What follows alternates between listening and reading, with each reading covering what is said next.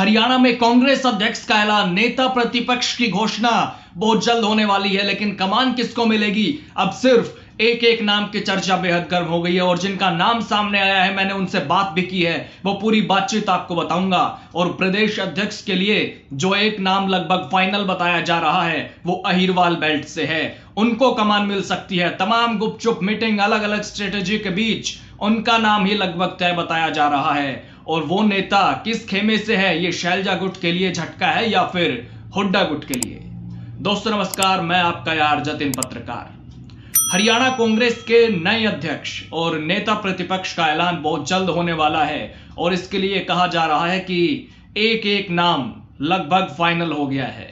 तो कांग्रेस इस बार दक्षिण हरियाणा से, या सीधे सीधे यूं कहूं कि अहिरवाल बेल्ट से प्रदेश अध्यक्ष बना सकती है। और जिनका नाम सामने आया है वो है पूर्व मंत्री राव नरेंद्र सिंह, जो कांग्रेस के बड़े नेता हैं, हरियाणा कांग्रेस के वरिष्ठ नेता हैं। इनके बारे में भी मैं आपको बताऊंगा, लेकिन उससे पहले जैसे ही राव नरेंद्र सिंह का नाम चर्चा में आया अचानक से, तो मैंने उनसे बात की और वो पूरी बातचीत मैं आपको बताने वाला हूं।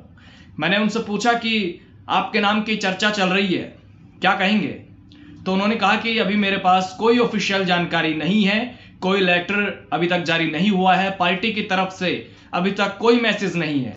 तो इसके बाद मैंने पूछा, क्या आपको कांग्रेस वर्किंग कमेटी की मीटिंग के लिए बुलाया गया है? क्योंकि चर्चा हो रही है कि आप दिल्ली जा सकते हैं, क्या आपको मैसेज मिला है?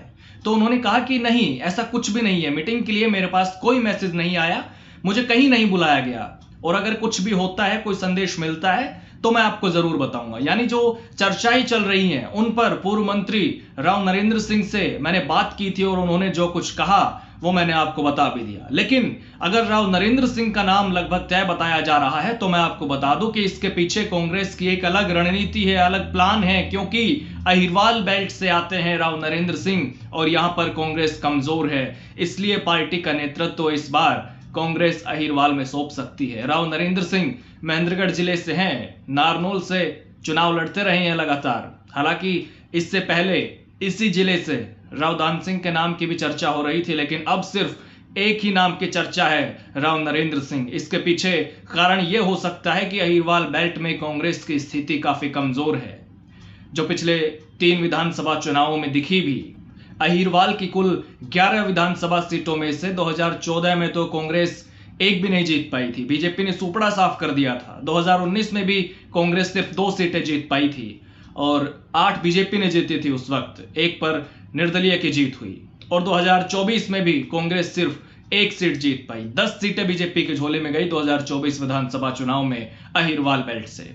ऐसे में अहिरवाल बेल्ट में कांग्रेस अपनी पकड़ मजबूत करना चाहती है, इसलिए इस बार इस इलाके के नेता को प्रदेश अध्यक्ष बनाया जा सकता है। ओबीसी वोट बैंक पर कांग्रेस की कड़ी नजर है और ओबीसी वर्ग हरियाणा के चुनाव में बीजेपी के साथ ही खड़ा दिखाई दिया था, जिसकी बदौलत सरकार भी बनी बीजेपी के हरियाणा में। सीएम फेस भी ओबीसी से थे, बीजेपी के नायब सैनी। इसलिए ओबीसी मतदाताओं को साधने के लिए भी पार्टी इनको कमान सौंप सकती है। तो अगर राव नरेंद्र सिंह प्रदेश अध्यक्ष बनते हैं तो वो पूर्व सीएम भजनलाल के बाद कांग्रेस में दूसरे ऐसे चेहरे होंगे जो प्रदेश में पार्टी की कमान संभालने वाले ओबीसी लीडर बनेंगे। भजनलाल जब प्रदेश अध्यक्ष थे तो कांग्रेस ने पूर्ण बहुमत से हरियाणा में सरकार बनाई थी, लेकिन हुड्डा से अनबन के चलते उन्होंने कांग्रेस छोड़ दी, हरियाणा जनहित कांग्रेस पार्टी बना ली थी, जिससे राव नरेंद्र ने भी चुनाव लड़ा था।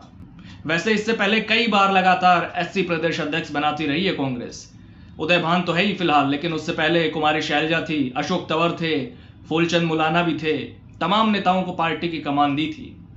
दूसरा यह भी है कि राव नरेंद्र सिंह किसी भी गुट से खास ताल्लुक नहीं रखते, गुटबाजी से दूर नजर आते हैं। यानी हुड्डा शैलजा जो अलग अलग खेमे दिखते हैं कांग्रेस में, ऐसे में राव नरेंद्र सिंह को जिम्मेदारी देकर पार्टी गुटबाजी से पार पाना चाहती है और यह संदेश भी देना चाहती है कि पार्टी हेड का चयन करने में गुटबाजी को दरकिनार किया गया है। और राव नरेंद्र सिंह के नाम पर हुड्डा शैलजा शायद किसी को भी इनके नाम पर आपत्ति ना हो।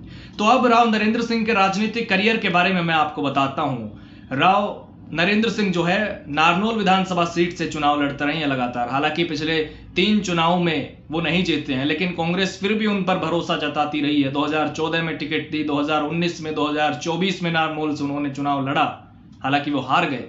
हाँ, उनका वोट बैंक जरूर बढ़ता रहा है। जो वोट उनके मिले वो जरूर बढ़ते दिखे, वोट प्रतिशत में बढ़ोतरी होती रही है। 2009 में वो जीते थे, हजका के टिकट से चुनाव लड़ा था उस समय, और हुड्डा सरकार में फिर वो मंत्री बने। उसके बाद वो कांग्रेस में शामिल हो गए थे। हालांकि 2009 में ही हजका के टिकट पर ही लोकसभा का चुनाव भी लड़ा था राव नरेंद्र सिंह ने भिवानी महेंद्रगढ़ लोकसभा क्षेत्र से, लेकिन वो चुनाव भी वो हार गए थे। पर अब सालों से कांग्रेस में है, और राहुल गांधी ने जब भारत जोड़ो यात्रा निकाली थी उसमें भी साथ थे राव नरेंद्र सिंह, राहुल गांधी के साथ यात्रा में शामिल हुए थे, और अब कांग्रेस उनको हरियाणा की कमान सौंप सकती है। देखिए, अभी 11 साल के बाद अगस्त में ही, पिछले महीने ही कांग्रेस ने जिला स्तरीय संगठन का ऐलान किया था। उसमें भी हुड्डा शैलजा खेमे में तालमेल बैठाकर ही जिला अध्यक्ष बनाए गए थे। लिस्ट में ये साफ साफ दिखा भी था। तो अब जिला अध्यक्षों की घोषणा के करीब 1.5 महीने बाद ही प्रदेश अध्यक्ष के ऐलान की चर्चाएं तेज हैं। जल्द ही नए प्रदेश अध्यक्ष की घोषणा हो सकती है। पूर्व स्वास्थ्य मंत्री राव नरेंद्र सिंह को जिम्मेदारी मिल सकती है और उदय भान की छुट्टी हो सकती है।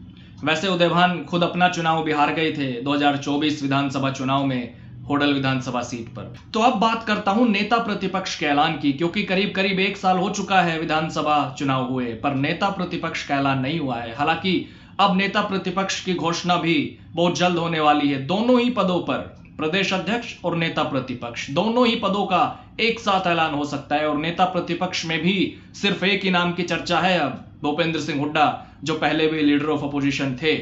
हालांकि सवाल यह है कि अगर हुड्डा का नाम ही लगभग फाइनल बताया जा रहा है तो इसमें करीब 1 साल क्यों लग गया। खैर, अभी औपचारिक ऐलान का इंतजार है, क्योंकि कांग्रेस ने ऑफिशियल ऐलान नहीं किया है, और जैसे ही ऐलान होगा वो मैं आपको जरूर बताऊंगा। लेकिन इतना जरूर है कि कांग्रेस गुटबाजी को दूर करने पर ध्यान दे रही है, क्योंकि विधानसभा चुनाव में कांग्रेस की हार का मुख्य कारण गुटबाजी को ही माना गया। और अब हरियाणा में हार की हैट्रिक हो चुकी कांग्रेस की, इसलिए राहुल गांधी खुद हरियाणा पर खास ध्यान दे रहे हैं। हालांकि आप अपनी राय जरूर दे सकते हैं। कमेंट बॉक्स के दरवाजे हमेशा की तरह इस बार भी आपके लिए खुले हैं। आप बताइएगा, आपको क्या लगता है, क्या कांग्रेस हुड्डा और राव नरेंद्र सिंह को ही जिम्मेदारी सौंप सकती है, या फिर किसी दूसरे नेता को भी जिम्मेदारी दी जा सकती है। नमस्कार।